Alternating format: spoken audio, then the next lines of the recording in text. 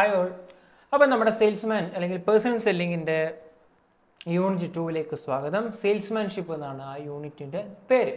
So ഈ ഒരു ചാപ്റ്ററിൽ നമ്മൾ എന്താണ് സെയിൽസ്മാൻഷിപ്പ്, അതിൻ്റെ ടൈപ്സും അതിൻ്റെ ഫങ്ഷൻസും ബന്ധപ്പെട്ട കാര്യങ്ങളൊക്കെ ഡീറ്റെയിൽ ആയിട്ട് ഡിസ്കസ് ചെയ്യുന്നുണ്ട്. സോ എല്ലാവരും വളരെ ശ്രദ്ധയോടെ ക്ലാസ് കേൾക്കാം. നമുക്കിന്ന് സ്റ്റാർട്ട് ചെയ്യാം അല്ലേ. So first topic, what is A salesmanship? എന്താണ് സെയിൽസ്മാൻഷിപ്പ് എന്നാണ് ഫസ്റ്റ് ടോപ്പിക് എന്ന് പറയുന്നത്. So it is a marketing strategy or tool which a salesman sell goods and services to the person, or in other words, it acting as a bridge between buyer and seller with profit maximization as a core goal. ഇവിടെ എന്താ പറയുന്നത്, salesmanship എന്ന് പറയുന്നത് മാർക്കറ്റിങ്ങിൻ്റെ ഒരു ടൂളോ സ്ട്രാറ്റജിയോ ആണോ. മാർക്കറ്റിങ്ങിൽ നമ്മൾ use ചെയ്യുന്ന ഒരുപാട് സ്ട്രാറ്റജീസും ടൂളും ഉണ്ട് അല്ലേ. അഡ്വർടൈസ്മെൻറ്റ് വരുന്നുണ്ട്, അതല്ല ഡിജിറ്റൽ ബന്ധപ്പെട്ടിട്ടുള്ള മാർക്കറ്റിംഗ് വരുന്നുണ്ട്. അപ്പം മാർക്കറ്റിംഗ് എന്ന് പറയുന്ന ഒരു ഫംഗ്ഷൻ്റെ ഡിഫറെൻറ്റ് സ്ട്രാറ്റജീസ് ടൂൾ ഉണ്ട്. അതിൽ one of the strategy or ടൂളാണ് സെയിൽസ്മാൻഷിപ്പ് എന്ന് പറയുന്നത്. ഇവിടെ എന്താ ചെയ്യുന്നത്, ഒരു സെയിൽസ് പേഴ്സൺ ഗുഡ്സും സർവീസും ഒരു വ്യക്തിക്ക് സെല്ല് ചെയ്യുകയാണ് ഈ ഒരു കാര്യത്തിൽ, ഈ ഒരു ആക്ടിവിറ്റിയിൽ ചെയ്യുന്നത്. അതുമല്ല, മറ്റൊരു തരത്തിൽ പറയുകയാണെങ്കിൽ സെയിൽസ്മാൻഷിപ്പ് എന്ന് പറയുന്നത് ഒരു ബ്രിഡ്ജാണ്. ആര് തമ്മിലുള്ള, ബയറും സെല്ലറിനും ഇടയിലുള്ള ഒരു ബ്രിഡ്ജാണ് ആര്, ഈ പറഞ്ഞ സെയിൽസ്മാൻഷിപ്പ് അല്ലെങ്കിൽ സെയിൽസ്മാൻ എന്ന് പറയുന്നത്. ബയറിൻ്റെയും സെല്ലറിനും ഇടയിലുള്ള ഒരു ഇടനിലക്കാരൻ എന്നും കൂടി നമുക്ക് പറയാൻ സാധിക്കും. എന്താണ് ഇവിടെ ലക്ഷ്യം? ഫേമിൻ്റെ അല്ലെങ്കിൽ സെയിൽസ് പേഴ്സൻ്റെ, സെയിൽസ് അല്ലെങ്കിൽ സെല്ലറിൻ്റെ പ്രോഫിറ്റ് മാക്സിമം കൂട്ടുക, അല്ലെങ്കിൽ അതാണ് പ്രഥമ ലക്ഷ്യം. കോർ ഗോൾ എന്ന് പറയുന്നത് പ്രധാനമായിട്ടും സെയിൽസ് മാക്സിമം അല്ലെങ്കിൽ പ്രോഫിറ്റ് മാക്സിമം കൂട്ടുക എന്നതാണ് ലക്ഷ്യം എന്ന് പറയുന്നത്.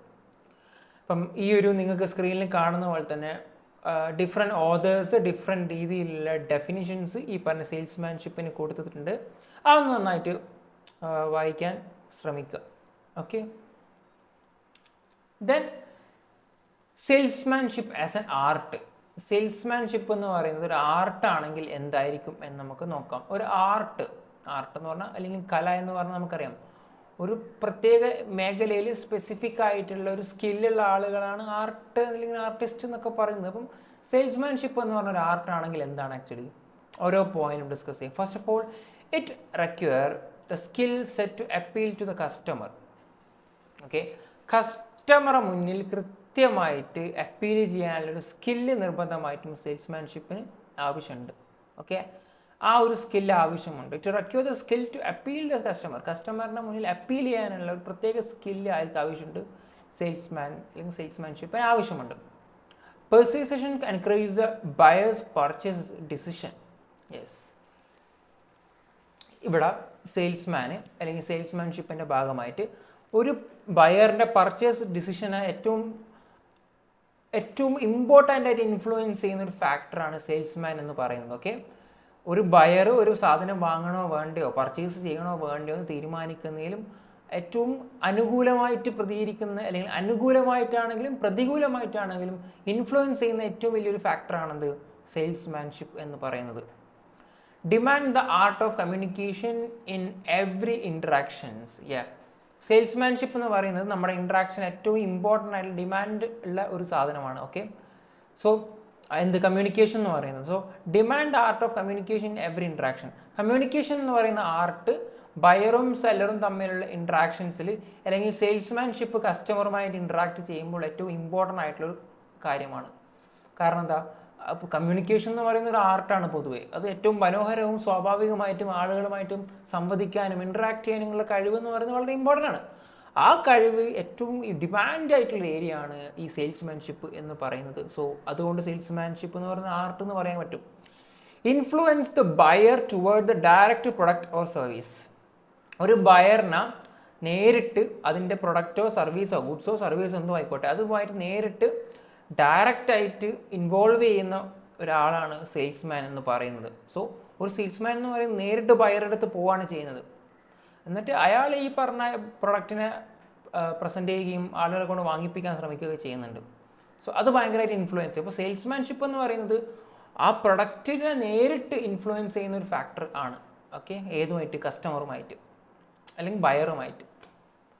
സോ ഇതാണ് സെയിൽസ്മാൻഷിപ്പ് എന്ന് പറയുന്ന ആർട്ട് ആണെന്ന് പറയാൻ കാരണം പ്രത്യേകിച്ച് ഒന്നുമില്ല, സ്കില്ലാണ്. സെയിൽസ്മാൻഷിപ്പ് എന്ന് പറയുന്നത് സ്കില്ലാണ്. ആ സ്കില്ലുള്ളത് കൊണ്ട് തന്നെ ഒരു പ്രത്യേകമായിട്ട് നമുക്കിതിനൊരു കല അല്ലെങ്കിൽ ആർട്ട് എന്ന് പറയാൻ കഴിയും. പ്രത്യേകിച്ച് നമുക്ക് ആളുകളെ അല്ലെങ്കിൽ ബയറിന് മുന്നിൽ അപ്പീൽ ചെയ്യാൻ ഒരു പ്രത്യേക കഴിവ് വേണം. ബയേഴ്സിനെ ആ പർച്ചേസ് ഡിസിഷൻ ഇൻഫ്ലുവൻസ് ചെയ്യാനുള്ള ഒരു കഴിവ് വേണം. കമ്മ്യൂണിക്കേഷൻ എന്ന് പറയുന്ന പ്രത്യേകമായിട്ടുള്ളൊരു കഴിവ് വേണം. ഇത്തരം കഴിവുകൾ ഉള്ളത് കൊണ്ട് തന്നെ ആ സെയിൽസ്മാൻഷിപ്പ് എന്ന് പറയുന്ന ഒരു ആർട്ടാണ് നമുക്ക് പ്രത്യേകം പറയാൻ സാധിക്കും. ഓക്കെ, വളരെ ഈസിയാണ്. Then duties of salesman. എന്താണ് ഡ്യൂട്ടീസ് ഓഫ് സെയിൽസ്മാൻ? നമുക്കറിയുന്ന കാര്യമാണ്. First of all, make sale of assigned product or service. Okay, so already assign ചെയ്ത പ്രൊഡക്റ്റിൻ്റെ അല്ലെങ്കിൽ സർവീസിൻ്റെ സെയിൽസ് കൃത്യമായിട്ട് ചെയ്യുക. അപ്പം കമ്പനി ഫോർ എക്സാമ്പിൾ ഒരു 100 യൂണിറ്റ് ഓഫ് ഒരു എ എന്ന് പറഞ്ഞ പ്രൊഡക്റ്റ് എനിക്ക് തന്നു വിചാരിക്കുക എൻ്റെ കമ്പനി. ആസ് എ സെയിൽസ്മാൻ എന്ന രീതിയിൽ ഞാൻ എന്ത് ചെയ്യണം? അവർ അസൈൻ ചെയ്ത പ്രൊഡക്റ്റോ സർവീസോ കൃത്യമായിട്ട് സെയിൽ ചെയ്യണം. Second, perform assigned duties include travel to distance location. Okay, എന്താണ് അവർ അസൈൻ ചെയ്ത ഡ്യൂട്ടീസ്? അത് ട്രാവൽ ചെയ്യുന്നത് മുതൽ ട്രാവൽ ചെയ്യുന്നത് മുതൽ എന്തൊക്കെ കാര്യങ്ങൾ ചെയ്യണോ അവർ തന്ന ഡ്യൂട്ടീസൊക്കെ കൃത്യമായിട്ട് പെർഫോം ചെയ്യണം. Collection of bill related to സെയിലുമായി ബന്ധപ്പെട്ട ബില്ല് കൃത്യമായി കളക്ട് ചെയ്യുക. അതിൻ്റെ പേയ്മെൻറ്റുമായി ബന്ധപ്പെട്ട കാര്യങ്ങൾ കളക്ട് ചെയ്യുക. Customer complaint resolution. കസ്റ്റമേഴ്സിന് എന്തെങ്കിലും കംപ്ലയിൻറ്റ് ഉണ്ടെങ്കിൽ അത് കൃത്യമായിട്ട് പരിഹരിച്ചു കൊടുക്കുക. Customer relationship management. നമുക്ക് വരുന്ന ഏത് കസ്റ്റമർ ആയിക്കോട്ടെ, ലോങ് ടേം ഷോർട്ട് ടേം ഒബ്ജക്റ്റീവോട് വരുന്ന കസ്റ്റമർ ആണെങ്കിലും അവരെ കൃത്യമായിട്ട് ഡീൽ ചെയ്യുക. അവരെ കൃത്യമായിട്ട് അവരെ ബന്ധപ്പെട്ട് നല്ല ബന്ധം സ്ഥാപിക്കാൻ ശ്രമിക്കുക. Develop and maintain firm goodwill. ഒരു ഫേമിന് ഒരു ഗുഡ്വില്ല് കൃത്യമായിട്ട് ഡെവലപ്പ് ചെയ്യുക, അത് മെയിൻറ്റെയിൻ ചെയ്യാനും ശ്രമിക്കുക. ഗുഡ്വില്ല് ഓട്ടോമാറ്റിക്കലി കസ്റ്റമറായിട്ട് ഇൻട്രാക്ഷൻ, നിങ്ങളുടെ എംപതി, നിങ്ങളുടെ പേഷ്യൻസ്, നിങ്ങളുടെ ഇൻഫർമേഷൻസ് കൃത്യമായി പ്രസൻറ്റ് ചെയ്യുന്നത്. അപ്പം നിങ്ങൾ കൃത്യമായിട്ട് ഇൻട്രാക്ട് ചെയ്യുന്നതിലൂടെ, ഒരു സെയിൽസ്മാൻ എന്ന രീതിയിൽ നിങ്ങൾ കൃത്യമായി ഇടപഴകുന്നതിലൂടെ ഒരു ഗുഡ്വിൽ ക്രിയേറ്റ് ചെയ്യുകയും അത് മെയിൻറ്റെയിൻ ചെയ്യാനും ശ്രമിക്കുക. കോൺട്രിബ്യൂട്ട് ടു ഇൻവെൻട്രി മാനേജ്മെൻറ്റ് എന്ന് വെച്ചാൽ എത്ര സ്റ്റോക്ക് പോയി, എത്ര സ്റ്റോക്ക് വന്നു, ഇനി എത്ര സ്റ്റോക്ക് വേണ്ടി വരും, ഇത്തരം ബന്ധപ്പെട്ട കാര്യങ്ങളൊക്കെ കൃത്യമായിട്ട് എന്ത് ചെയ്യണം? അറിയിക്കണം. പിന്നെ ensure proper reporting on sale, call and competition. Okay, സെയിൽസുമായി ബന്ധപ്പെട്ടത് കൃത്യമായിട്ടുള്ള റിപ്പോർട്ടിംഗ്, ലൈക്ക് കോള്, സെയിൽസ്, അതുപോലെ തന്നെ നമ്മുടെ ഏതെങ്കിലും ഒരു കോമ്പറ്റീഷൻ എക്സ്ട്രാ വന്നിട്ടുണ്ടെങ്കിൽ ഇതുമായി ബന്ധപ്പെട്ട കൃത്യമായി റിപ്പോർട്ട് ചെയ്യണം. അത് സെല്ലറിന് അല്ലെങ്കിൽ നമ്മുടെ ആരാണ് ബോർഡ് ഓഫ് നമ്മുടെ ഏറ്റവും മുകളിൽ അതോറിറ്റി കൃത്യമായിട്ട് റിപ്പോർട്ട് ചെയ്യണം അത്തരം കാര്യങ്ങളൊക്കെ. ഓക്കെ, ഇതൊക്കെയാണ് സെയിൽസ്മാൻ്റെ ഡ്യൂട്ടീസ് എന്ന് പറയുന്നത്. ഇത് വളരെ ഇമ്പോർട്ടൻ്റ് ആണ്. നിങ്ങളൊക്കെ ഇപ്പോൾ മേ ബി ഫ്യൂച്ചറിൽ ഒരു സെയിൽസ് പേഴ്സണൊക്കെ ആയിട്ട് കമ്പനീൻ്റെ ഫേമിലൊക്കെ പോകുന്നുണ്ടെങ്കിൽ ഇതൊക്കെ നിങ്ങൾ ഇത്രയും ആക്ടിവിറ്റീസ്, നിങ്ങളുടെ ഇത്രയും ഡ്യൂട്ടീസൊക്കെ കൃത്യമായിട്ട് ചെയ്യേണ്ടി വരും. ഓക്കെ, അതൊക്കെ ഇമ്പോർട്ടൻ്റ് ആണ്. So next, scope of salesmanship എന്നാണ്. സെയിൽസ്മാൻഷിപ്പ് എന്ന് പറയുന്നത് ജസ്റ്റ് ഒരു ആക്ടിവിറ്റി മാത്രമല്ല, ഒരുപാട് അധികം ആക്ടിവിറ്റീസ് ഇൻവോൾവ് ആയിട്ടുള്ളൊരു ഏരിയ ആണ് സെയിൽസ്മാൻഷിപ്പ് എന്ന് പറയുന്നത്. ഒരുപാട് നോളജും ട്രെയിനിങ്ങും ഒക്കെ അക്വയർ ചെയ്യേണ്ട ഒരു ഏരിയ ആണ്. അതിൻ്റെ സ്കോപ്പ് എന്ന് പറയുന്നത് ഒരു വൈഡ് ഏരിയ ആണ്. ഓക്കെ, അത് നമുക്ക് ഡിസ്കസ് ചെയ്യാം. ഫസ്റ്റ് ഓഫ് ഓൾ, എന്താണ് collection of more information regarding the market. മാർക്കറ്റിലെ ഇൻഫർമേഷൻസ് കൃത്യമായിട്ട് കളക്ട് ചെയ്യുക എന്ന് വെച്ചാൽ, ഒരു സെയിൽസ്മാൻ എന്ന് പറയുമ്പോൾ ഒരുപാട് ഇൻഫർമേഷൻസ്, ഒരുപാട് ഡാറ്റ കളക്ട് ചെയ്യേണ്ട ഒരു മാർക്കറ്റിൽ നിന്ന്.